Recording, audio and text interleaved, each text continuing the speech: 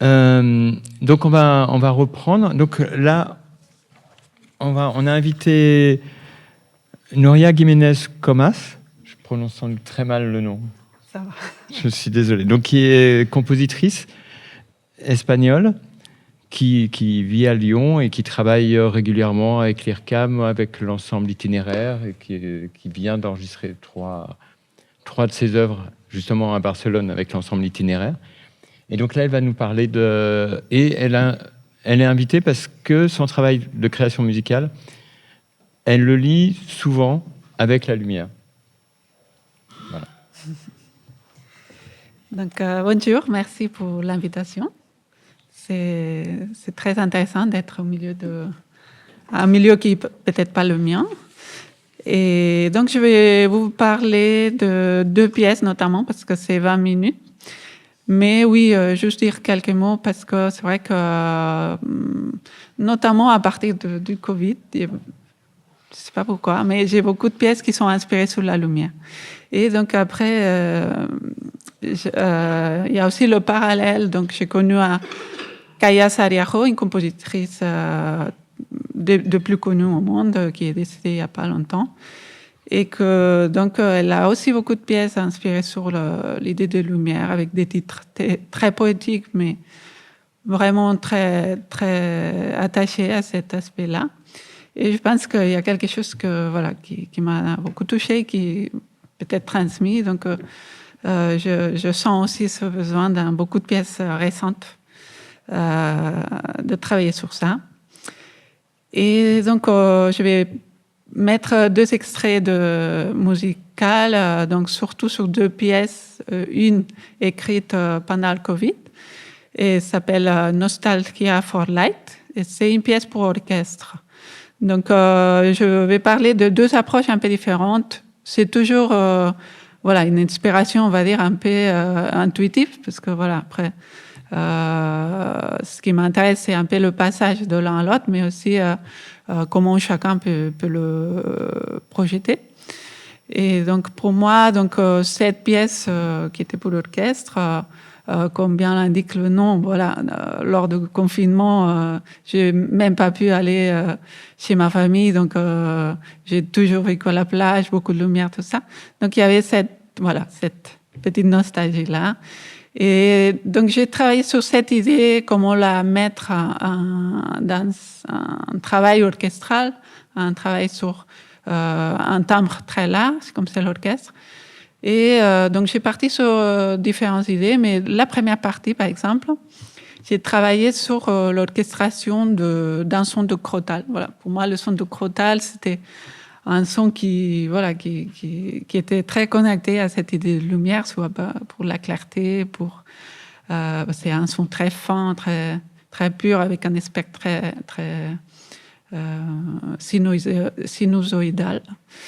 Et donc à partir de là, j'ai travaillé avec un logiciel qui est développé à l'IRCAM aussi, qui s'appelle Orchidea, qui te permet d'orchestrer des sons. Et donc j'ai fait plusieurs essais, mais surtout je donnais de plus en plus de liberté un peu au logiciel pour qu'à partir de ce son-là, puisse faire plusieurs propositions de plus en plus libres entre guillemets.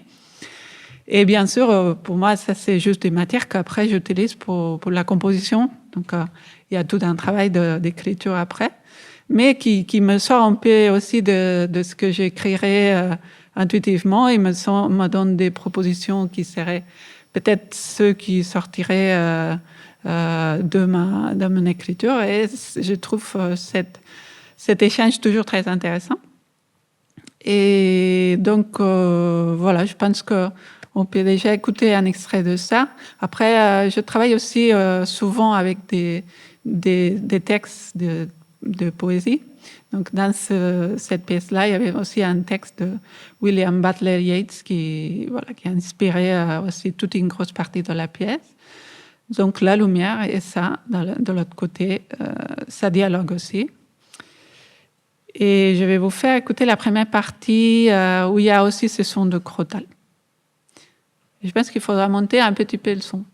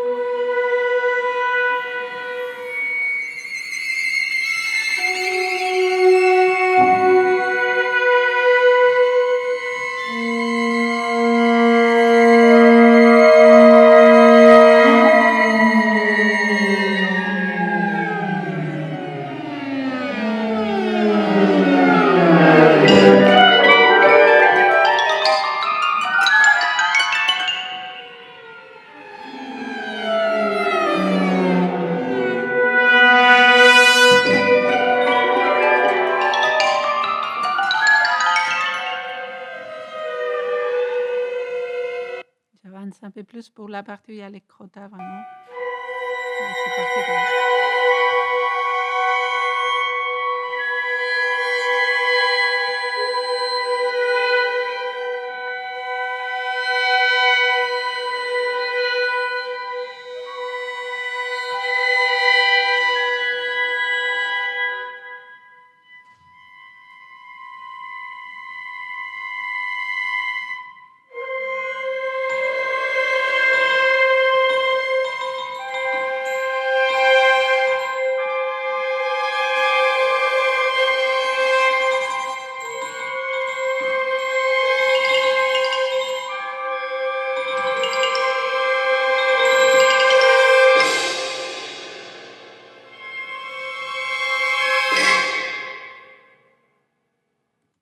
Voilà, toute cette dernière partie, donc il y avait ce son de crottal orchestré différemment, de plus en plus dense, on va dire. Voilà pour cette pièce. Je pense que aussi la pièce dans laquelle j'ai travaillé plus sur cette idée de lumière et aussi avec Christophe. Donc, j'ai eu la chance de travailler avec lui en lumière. C'est la pièce qu'on voulait un peu aborder. Et donc, s'appelle Yumi Materia pour Kaya. Donc, c'est un hommage, un humble hommage à Kaya Sarejo. Et c'est lumière et matière en catalan. En fait. Dans cette pièce, je voulais explorer plus l'idée, en gros, scientifique des deux descriptions de lumière. D'un côté, donc l'idée spectrale de cette description comme onde électromagnétique. Et aussi la description de lumière comme particules, donc les photons. Comment imaginer ça donc, en musique? En musique et aussi dans la forme temporelle de la pièce. Donc, elle était vraiment divisée en deux. Toute une partie dans laquelle je travaillais donc, plus sur l'idée des spectres et toute une deuxième partie où c'était voilà, la matière granulaire qui prenait le dessus. Pour le son, je ne sais pas si vous connaissez, mais donc l'idée de spectre, voilà, ça, c'est très parlant. Donc, il y a tout le courant spectral, voilà, qui est basé en France et qui nous a un peu tous influencés, surtout ce qu'on a passé par l'IRCAM, mais pas que je pense. Et donc, d'analyse de spectre, de travail sur cette analyse, de travail sur vraiment le son en soi comme matière. Et de l'autre côté, donc l'idée de particules, comme ça pouvait être des particules sonores le plus petites possible, et comment travailler sur des textures à partir de cette idée. Bien sûr, j'ai oublié aussi une chose, c'est que la pièce a été jouée à l'espace de projection, à l'IRCAM. Donc, l'espace de projection, c'est un espace où il y a, je pense, 140 ou 150 haut-parleurs distribués dans l'espace. Et donc, l'idée, bien sûr, c'était de travailler le son dans l'espace, de travailler en 3 dimensions tous ces textures. Donc, d'un côté, vous voyez, j'ai fait une spatialisation des musiciens dans la salle. C'est ces petits dessins. Et donc, il y avait aussi une grosse partie électroacoustique. Donc, il y avait les 2 parties qui étaient sur le système de spatialisation en 3 dimensions. Ça s'appelle ambisonique. Et où j'utilisais donc les sons, peut-être pas tous, mais la plupart des haut-parleurs qu'il y avait là. J'ai rajouté aussi des haut-parleurs tout en bas pour faire des choses très, très focalisées, un peu pour détourner le système, qui est tellement spectaculaire qu'après, en fait, je voulais aller à l'autre extrême pour faire dialoguer cet grand espace avec des choses très simples qui faisaient résonner, en fait, la salle. Et avec ça aussi, on a dialogué beaucoup avec Christophe, voilà, comment la lumière pouvait refléter. Moi, Nouria m'a demandé de faire la création lumière de la pièce quand on l'a jouée à l'IRCAM il y a 2 ans, à peu près, 2-3 ans. 3 ans. Et donc, comme la musique, comme elle vient de l'expliquer, les musiciens étaient tout autour des spectateurs. Les spectateurs, c'est le grand rectangle bleu au milieu. Ben, la lumière a fait vivre tout l'espace de l'IRCAM, qui est, je ne sais pas si vous le connaissez, mais c'est dans les beiges, avec des périacles, avec des formes géométriques sur tous les murs. Et donc, c'est de faire vivre tout, de faire résonner les murs d'un côté à l'autre, faire résonner l'espace en écho à la résonance de la musique. Et aux parties dont elle a parlé, donc la partie spectrale, la partie granulaire, essayer de trouver la transcription en lumière d'un point de vue sensible, de donner cette sensation-là et d'accompagner, pas d'illustrer, mais parce que la lumière, elle baignait le spectateur, de toute façon, comme la musique. Voilà. Maintenant, on va peut-être passer. Écoutez, tu veux Oui. dire oui. Hop. Donc, on va passer des extraits. Hop.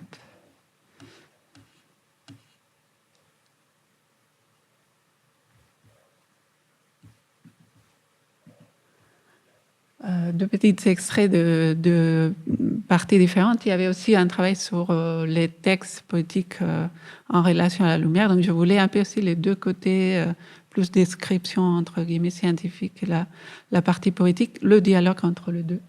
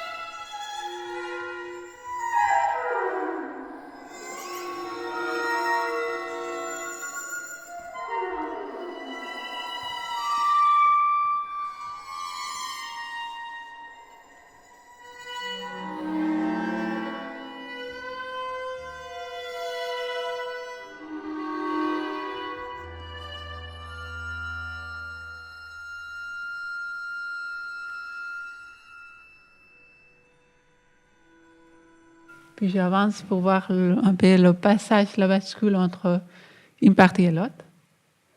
Donc, attends,